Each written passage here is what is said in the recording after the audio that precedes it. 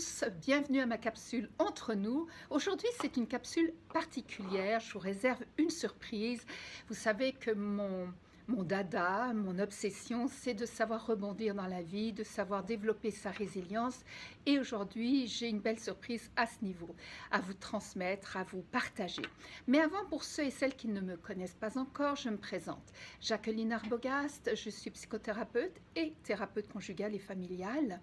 Ma spécialité, c'est tout ce qui touche le développement personnel, mais les relations humaines, la communication interpersonnelle, l'intelligence émotionnelle, tout ce qui peut vous aider dans les différentes étapes de votre vie, tant au niveau personnel qu'au niveau couple ou bien au travail. J'interviens souvent dans les entreprises pour le bien-être au travail, la conciliation travail-famille, le stress, la procrastination, le burn-out, etc., les conflits, le sabotage et aussi la retraite. Donc aujourd'hui, eh bien, je vais vous réserver une surprise et vous allez découvrir cette surprise à l'instant parce que je vais retourner la vidéo et aller m'installer de l'autre côté de mon bureau. Vous allez voir l'autre côté de mon bureau en même temps et vous allez découvrir qui j'ai aujourd'hui comme invité. Et oui, parce qu'aujourd'hui j'ai une invitée à vous faire découvrir. Alors à tout de suite de l'autre côté. Et voilà,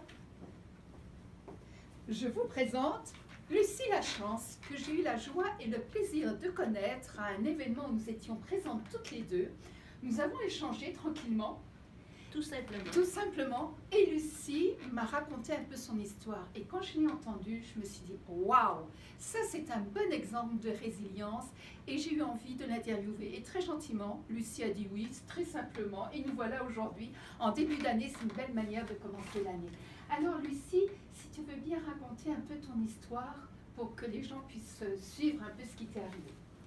Eh bien, à la case départ, je peux dire que j'ai travaillé longtemps pour une entreprise, une grande entreprise, pendant 32 ans. 32 ans, tout un parcours. J'ai été très heureuse, j'ai occupé diverses fonctions et les dernières années, j'étais au niveau cadre. D'accord. Et en 2008, la compagnie a fait des coupures massives. Majeures, ouais. Et j'étais prête pour un changement.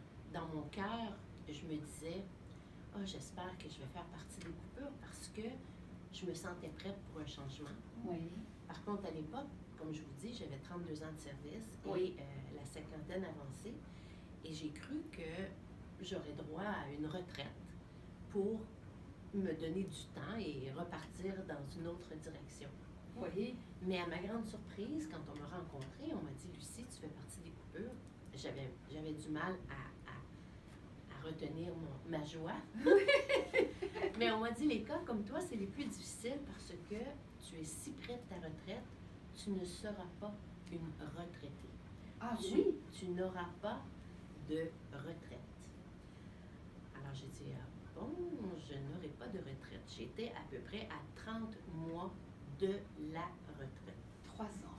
Un petit 3 ans, 2 ans et demi. C'est ça.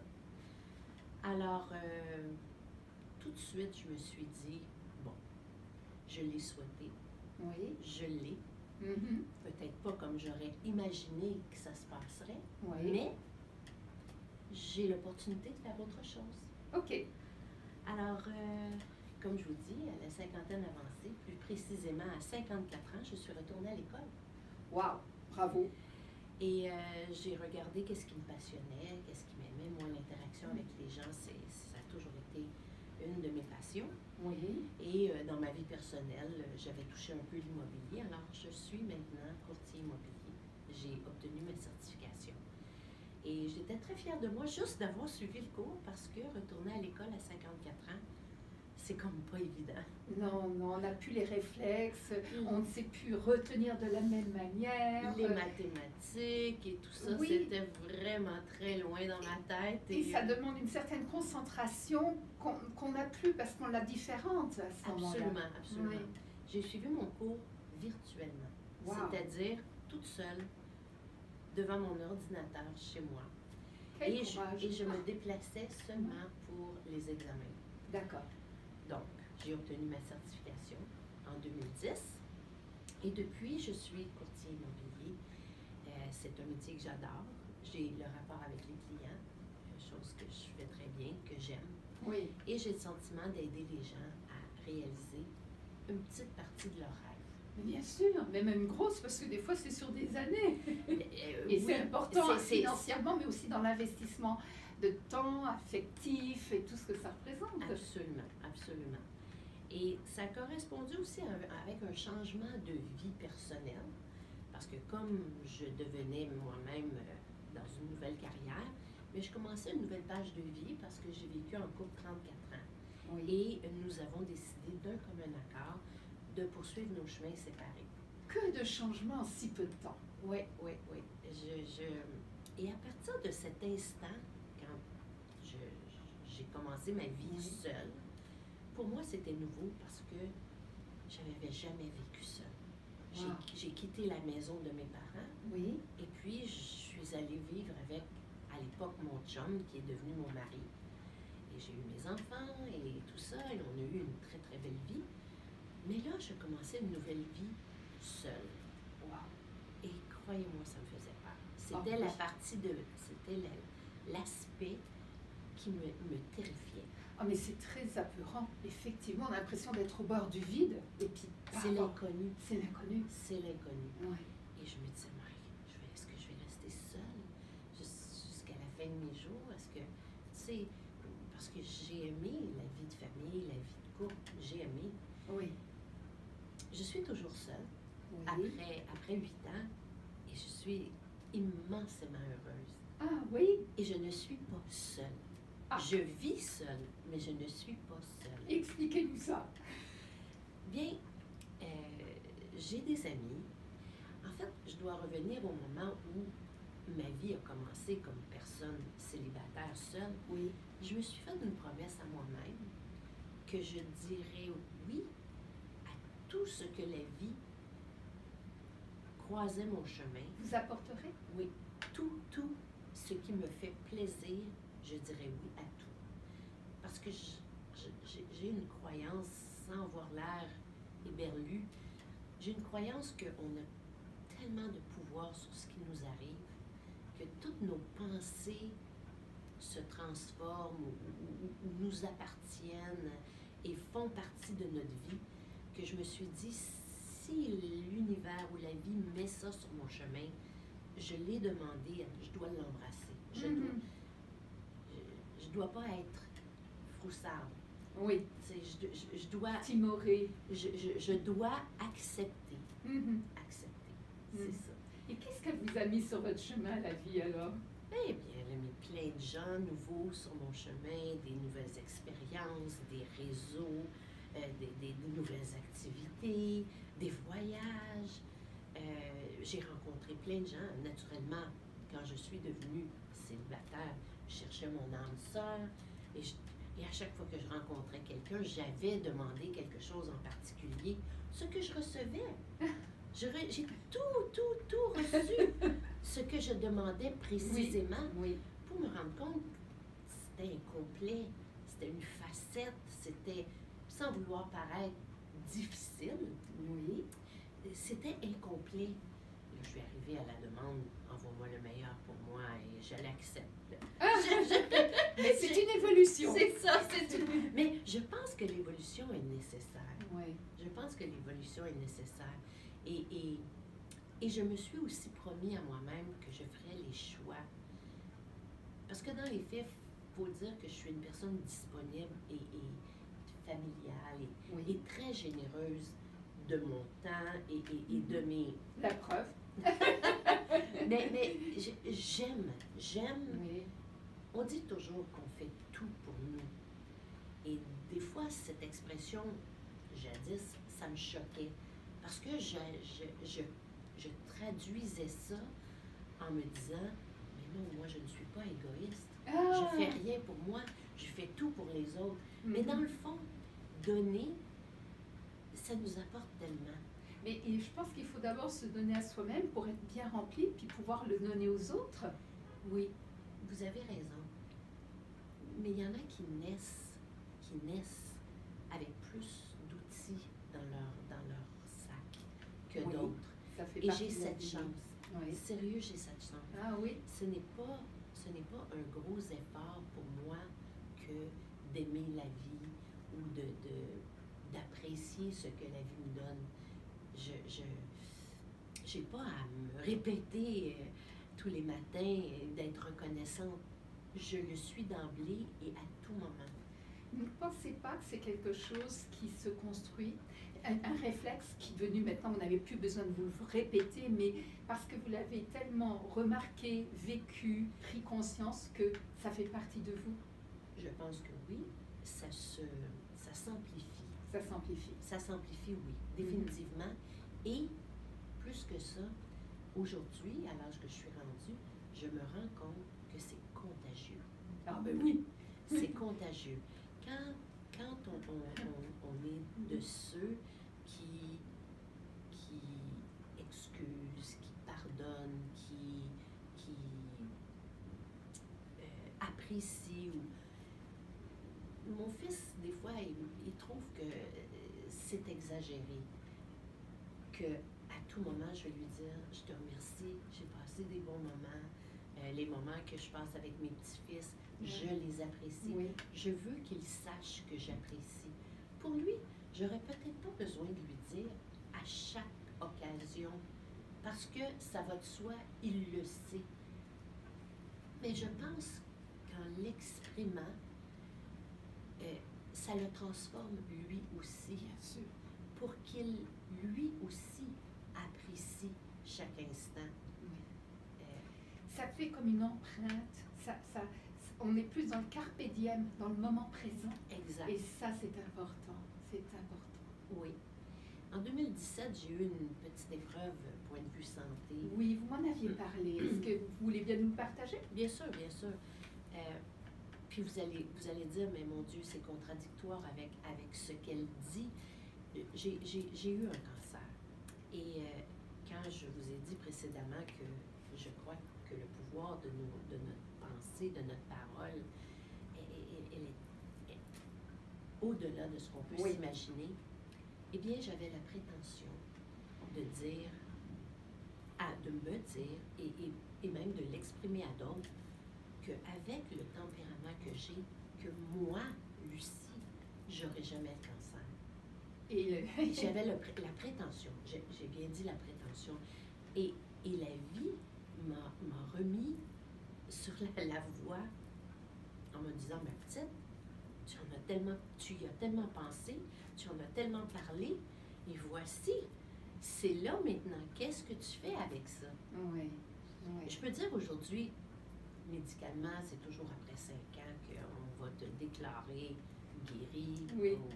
Moi, je suis guérie. Je suis guérie. Par miracle, on a découvert tout ça au bon moment. J'ai eu l'opération, on a tout enlevé, j'ai eu les traitements, chimio, radio, tout. Mais j'avais quand même une force intérieure qui est peut-être encore ma chance, mon coffre à outils. Ça aide énormément, ça aide vraiment. J'avais cette force intérieure à la case départ et j'ai continué de travailler. Oui, ça m'a épatée. En même temps que les traitements continuent de travailler, quand on sait que les traitements peuvent être si fatigants. C'est fatigant, mais tu sais, dès le début, dès le premier traitement, je me suis rendu compte, même dès l'opération, je me suis rendu compte que si on se dépose et on reste au lit et on se repose, on n'a plus la force de se relever.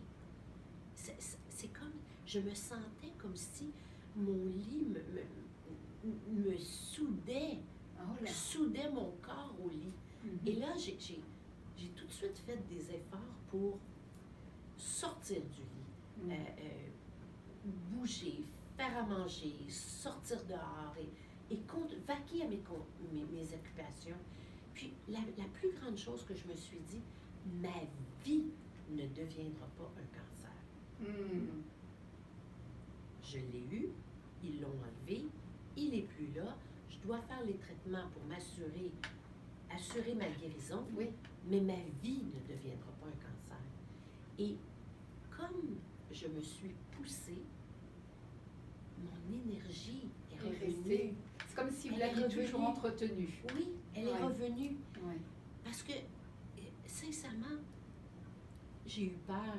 Parce que ce lit qui est là pour... Ils te disent, reposez-vous, prenez soin de vous, faites-en pas trop. C'est vrai, tout ça est vrai. Oui. Mais c'est dangereux. C'est la ligne pour basculer, L'équilibre. puis devenir un patient qui attend.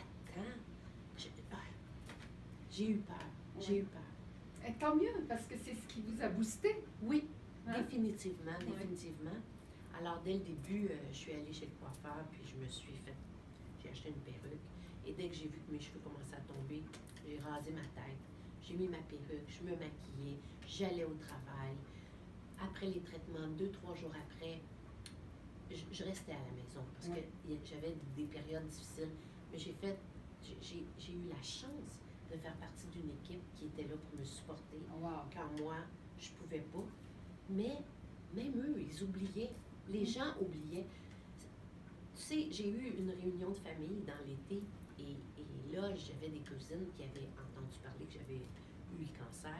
Puis là, une de mes cousines vient me voir et me dit « Oh, Lucie! » Ah, je lui dis « Non, il faut pas que tu me regardes avec tes petits yeux de chien battu.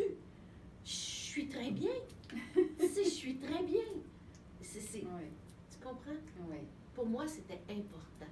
Oui. Oui. C'était Vraiment. très Ça a important. été un bon moteur, ça a été quelque chose, c'est une sorte de source d'énergie. Définitif. Ouais. Définitif. J'aimerais revenir sur une chose pour transmettre aux personnes qui nous écoutent. Tout à l'heure, Lucie a dit « Je n'aurai pas le cancer ». Je vous l'ai déjà appris, je vous l'ai déjà transmis, mais je le retransmets. Le cerveau ne fonctionne pas en négatif. Exact. Donc, il ne retient que le mot positif de la phrase. Donc, je n'aurai pas le cancer, il retient cancer. Et à force de se le dire, qu'est-ce qu'il entend? Lui, c'est cancer, cancer, cancer. Et donc, à un moment donné, ça revient. Donc, ce que Lucie m'a expliqué après, c'est qu'au lieu de dire « je n'aurai pas le cancer », elle s'est dit « je serai en santé ». Exact. Et c'est le mot santé qui va s'imprimer du coup. Et ça, c'est important. Pensez-y, combien de fois dans notre journée, on emploie des formules négatives qui ne nous aident pas parce qu'elles envoient le mauvais message à notre inconscient, à notre cerveau. Et notre cerveau, il est quand même programmé pour notre survie. C'est lui qui nous maintient en vie la nuit, qui nous fait respirer, qui maintient notre température, qui nous fait digérer, qui nous fait avancer, qui nous fait faire attention aux dangers. Donc, envoyons-lui les bonnes informations. Et là, j'ai trouvé que c'est un très bon exemple que vous m'aviez partagé. Définitif. Définitif. Pour moi, c'était une grosse leçon d'humilité. Oui. OK? Et je dis toujours à la blague, j'entraîne plus sérieusement mon esprit que mon corps. J'ai un peu dans le bon point, mais j'entraîne plus sérieusement et j'essaie d'être, on ne réussit pas à 100%, c'est pas grave, mais j'essaie d'être consciente de mes pensées. Oui. Vraiment. C'est vraiment. important. Pensées et paroles sont très importantes. Exact. Ça marque. Ouais. Définitif. Définitif. Oh, merci beaucoup pour ce partage. Merci vraiment de ce grand plaisir. témoignage. Grand Vraiment. plaisir. J'espère que vous avez apprécié. J'espère que vous retenez tout ce que Lucie, à travers tout ce qu'elle nous a raconté, vous a transmis.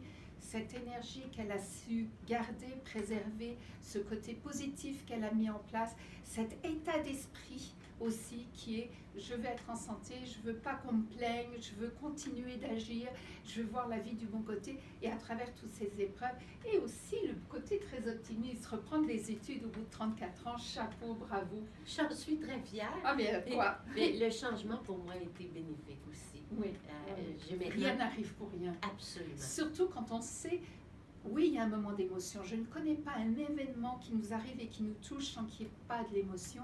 Mais après, c'est ce qu'on en fait qui va faire la différence. C'est comment on va rebondir. Et vraiment, j'ai trouvé que Lucie était un bel exemple pour vous montrer comment rebondir. Et pour terminer, juste un petit clin d'œil.